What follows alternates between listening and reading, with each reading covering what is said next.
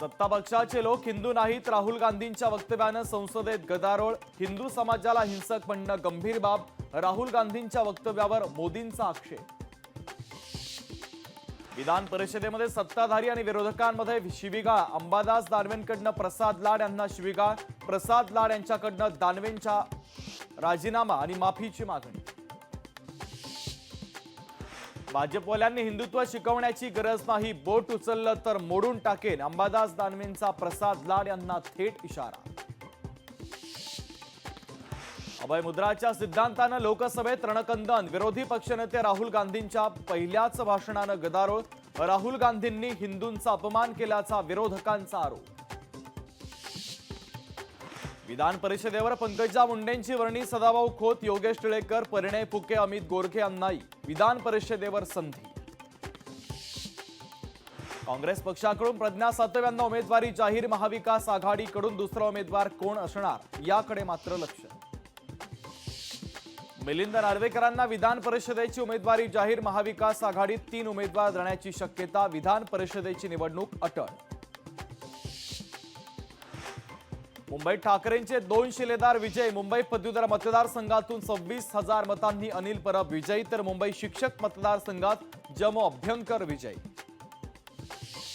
कोकण पदवीधरमधून भाजपचे निरंजन डावखरे विजय, कोकण पदवीधर मतदारसंघातून काँग्रेसच्या रमेश कीर यांचा पराभव।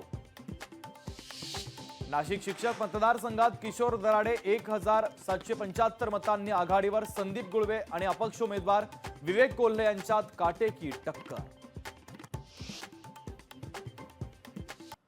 मुंबईतील बोरिवलीमध्ये अनधिकृत रेस्टॉरंट आणि बारवर कारवाई, मुख्यमंत्री शिंदेंच्या आदेशानंतर महापालिका प्रशासन ॲक्शन मोडमध्ये। दिल्लीमध्ये उद्या एनडीएतील नवनिर्वाचित खासदारांची बैठकीला पंतप्रधान नरेंद्र मोदी राहणार उपस्थित, पंतप्रधान मोदी खासदारांना करणार संबोधन। मुंबईतील झोपडपट्ट्यांची चौकशी होणार, चौकशीसाठी महापालिकेच्या अधिकाऱ्यांची नियुक्ती करणार, उदय सामंतांची घोषणा।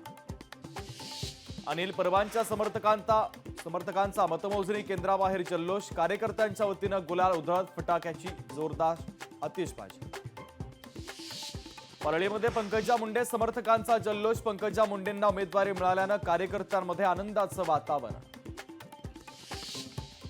धाराशिवच्या खासगी शाळांमधील प्रवेश प्रक्रिया रखडल्यानं विद्यार्थ्यांना फटका, दीपक केसरकरांचे पोस्टर उलटे टांगत शिवसेना उद्धव बाळासाहेब ठाकरे पक्षाचं अनोखं आंदोलन।